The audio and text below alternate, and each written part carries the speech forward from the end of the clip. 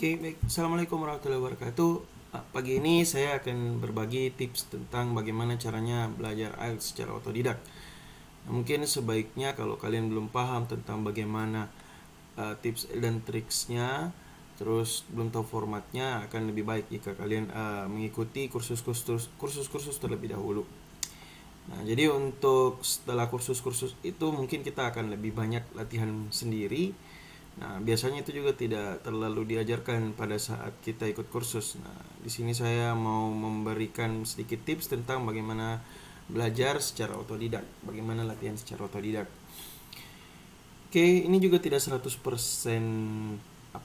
berhasil, tapi setidaknya bisa membantu untuk meningkatkan sedikit demi sedikit ya. Saya pribadi terus terang juga belum terlalu ahli dalam hal itu, tapi setidaknya saya mau berbagi supaya bisa menjadi masukan untuk yang lain juga. Oke, yang pertama untuk kalian yang belum tahu bagaimana itu IELTS ya, silahkan langsung ke sini ya, British Council. Nah, di sini ada ini adalah website yang website resmi dari British Council. Nah, di sini ada informasi tentang apa itu IELTS, bagaimana bentuknya, terus bagaimana kita belajarnya, nanti kalian bisa akses di sini. Yang pertama, yang kedua ya, yang perlu kita ketahui adalah kita di sini bisa follow beberapa YouTube channel yang menyajikan informasi tentang IELTS ya, tentang bagaimana caranya mengerjakan soal, tips dan triksnya, terus bagaimana bentuk tesnya, bagaimana pada saat tes kondisi situasinya seperti apa. Mungkin bisa mengikuti 3 channel ini ya. Ini saya berikan contohnya, salah satunya adalah yang ini ya. Jadi di sini dia mengajarkan tentang bagaimana mocking testnya ya, bagaimana tes percobaannya ya. Oke, itu yang pertama. Yang kedua, mungkin bisa melihat ke sini di list. Jadi ini adalah salah satu website terbaik yang mempersiapkan sedemikian rupa bagaimana caranya untuk memperlancar kita dalam mempersiapkan tes IELTS ya. Nanti silahkan bisa dibuka sendiri ya. Oke, nah berikutnya adalah listening and reading. Oke. Listening dan reading ini dia memiliki format tes yang baku, artinya penilaiannya itu sudah baku. Kita tidak bisa misalnya mengajukan perubahan atau meminta untuk diakses untuk dinilai oleh penguji yang lain. Karena dia sudah dalam bentuk baku gitu, udah teks. Misalnya kita menjawab A B C D, sudah A B C D. Kalau misalnya lain daripada itu maka akan dianggap salah. Artinya dia penilaiannya betul-betul objektif ya. Penilaiannya betul-betul objektif, tidak terpengaruh oleh siapa yang menilai. Bahkan dilakukan langsung oleh komputer.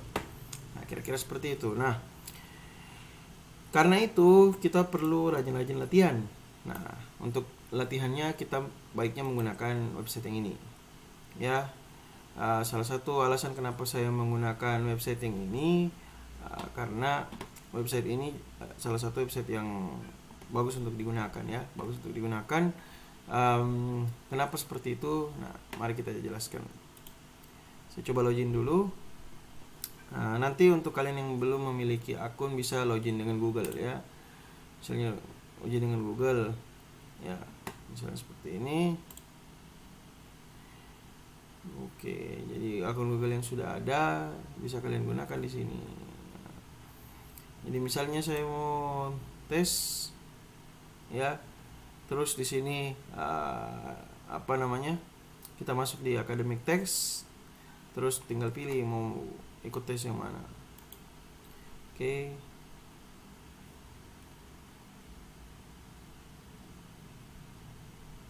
Seperti itu ya. Oke, kalau misalnya saya coba seperti ini, saya pakai akun yang lain aja ya untuk lebih mudah memperjelaskannya.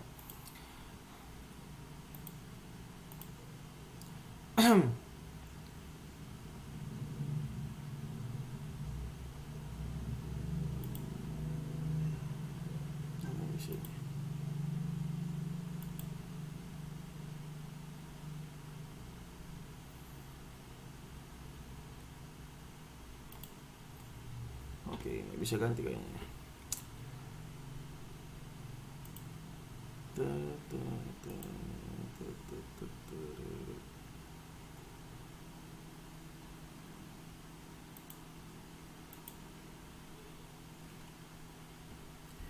Oke, kalau begitu kita tes saja di sini langsung, misalnya Januari ya. Oke, next. Oke, saya isi acak dulu ya. Plus 8. Oke. Nah, kita buat akun saja, terus selesai ya. Nah, setelah itu kita kembali ke sini dan kita bisa ikut tesnya di sini. Nah, jadi misalnya saya mau ikut yang Januari. Nah, di sini ada 4 macam tes, ada listening, reading, writing, dan speaking. Nah, tetapi untuk listening dan reading saja yang kita bisa dapatkan penilaian secara gratis. Oke. Tetapi untuk writing dan speaking mereka bisa memberikan penilaian, tetapi setelah kita melakukan pembayaran sekitar $20 per tes. Jadi kalau misalnya writing $20 per tes writing task 1 dan writing task 2. Nah, adapun untuk listening dan reading hasilnya langsung keluar. Misalnya seperti ini ya. Oke, no thanks. Oke, ya misalnya seperti ini langsung kita jawab ya. Saya jawab aja ya. Oke, langsung setelah selesai langsung submit ya. Nah, submit transfer, terus langsung di sini kita dapatkan misalnya skornya berapa gitu kan. Nah, di sini kita dikasih lihat gitu, diperlihatkan kira-kira jawabannya apa ya. Jawaban yang benar di sebelah sini dan di sebelah sini adalah jawaban kita. Tadi kan saya jawab C untuk yang nomor 1, maka di sini ada tertulis yang C. Terus dia juga menjelaskan gitu pertanyaan kenapa jawabannya ini ya. Jadi ini bagus sekali ya untuk pembelajaran. Jadi kita tahu harusnya begitu ya. Nah, kira-kira seperti itu. Nah, yang lebih bagus daripada itu lagi adalah kita bisa lihat di profil. Ya, misalnya kita sudah tes berapa kali, nanti akan muncul di sini. Akan muncul di sini dan kita akan diperlihatkan misalnya kita lemah di bagian yang mana. Ya. Apa lemah di bagian sini, lemah di bagian sini. Kalau misalnya ini benar semua maka dia akan 100%. Tapi kalau pada bagian-bagian tertentu banyak salahnya, maka ini akan tercatat. Jadi semakin sering kita latihan maka semakin banyak datanya, sehingga semakin mudah website ini untuk memberitahu kita kira-kira kelemahan kita ada di mana. Oke, itu yang pertama. Jadi ini terkait masalah listening dan reading. Kita bisa tes menggunakan ini ya, menggunakan IELTS Online Test. Oke, baik. Nah, berikutnya untuk writing saya menggunakan ini ya. Writing task, write and improve ya. Nama websitenya write and improve. Nah, di sini kita akan melihat di sini kita masuk ke IELTS Academics ya. Nah, jadi di sini hanya 4 yang free ya, hanya 4 yang free yang bisa dipakai, cuma 5. Nah, nanti kita isi ya.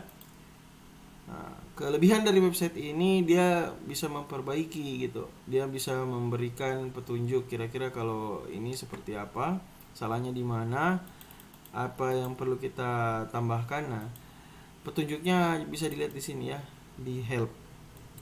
Jadi kalau misalnya dia warna biru begini artinya katanya harus diganti.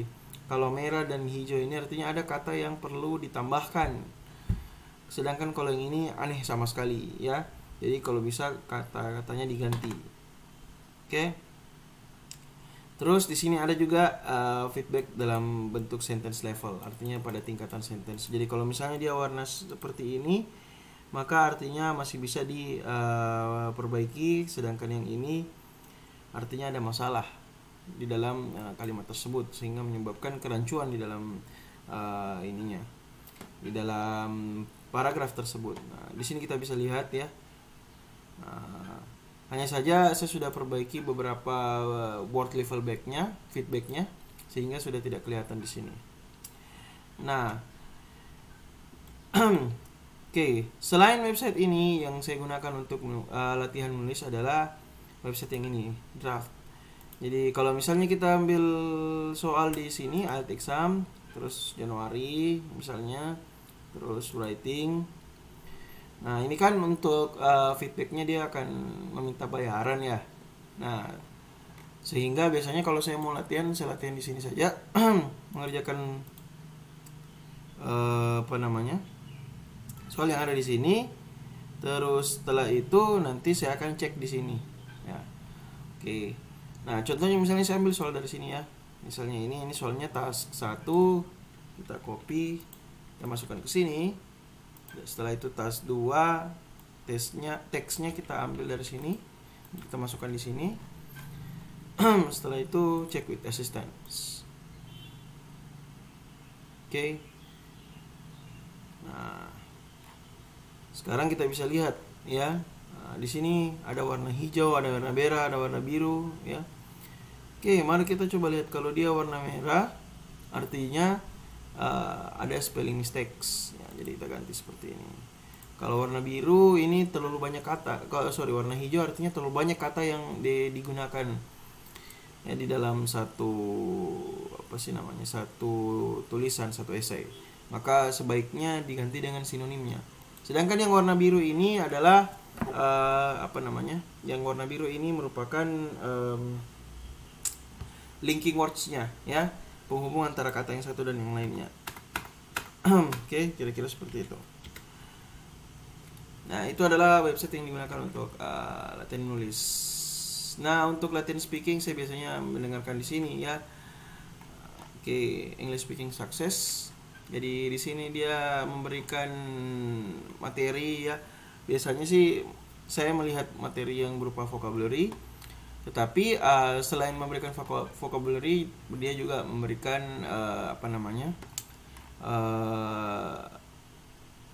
pronunciation-nya seperti apa. Oke, kalau kita hanya belajar vocabulary dari membaca saja kan sebenarnya kurang cukup. Ya, kurang dari cukup. Kenapa? Karena kita nggak tahu ini kira-kira cara penyebutannya seperti apa. Maka ini adalah keunggulan dari channel YouTube yang ini ya. Dia akan mengajarkan tentang suatu oke, saya pilih satu topik saja ya, misalnya mana ya. Oke, ini misalnya tentang street markets. Selama gap year ini, aku banyak menggunakan Grammarly untuk menulis personal statement yang nanti akan aku Oke ya. Jadi dia nanti ngasih vocab, sekaligus dia mengajarkan tentang bagaimana cara pengucapannya. Ya, kira-kira seperti itu. Oke, nah untuk list vocab bisa didapatkan dari sini ya. Dari English Club Vocabulary.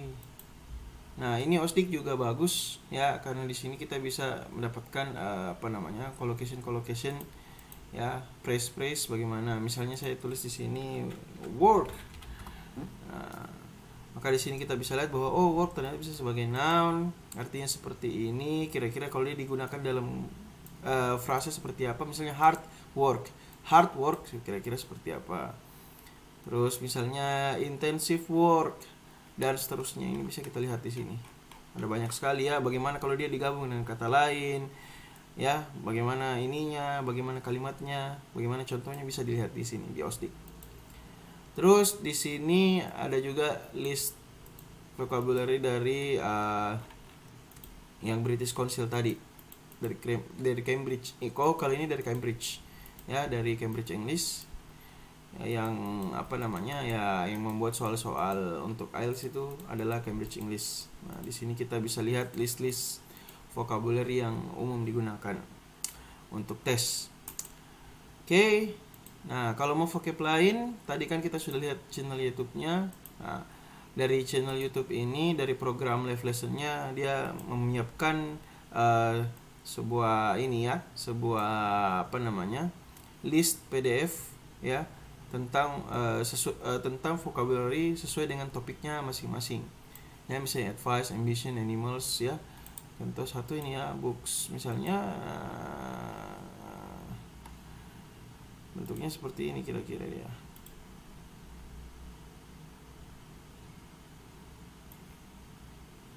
Oke. Nah, dia kira-kira bentuknya seperti ini. Ya.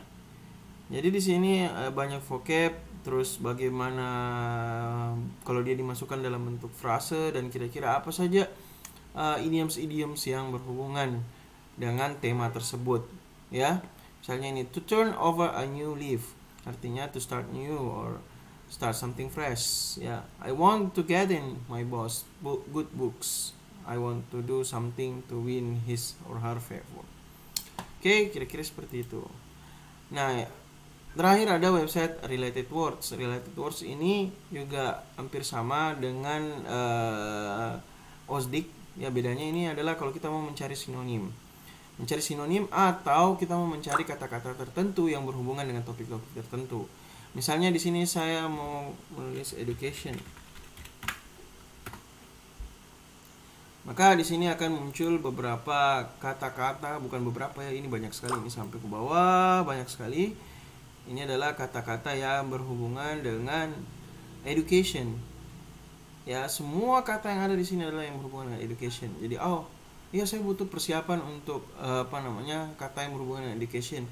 Anda bisa masuk ke sini dan langsung mencari dan akan mendapatkan banyak sekali list vocabulary yang berhubungan dengan education. Okay, I think that's all I can talk today. So, ini saya buat tanpa menggunakan editing sama sekali, tanpa script juga.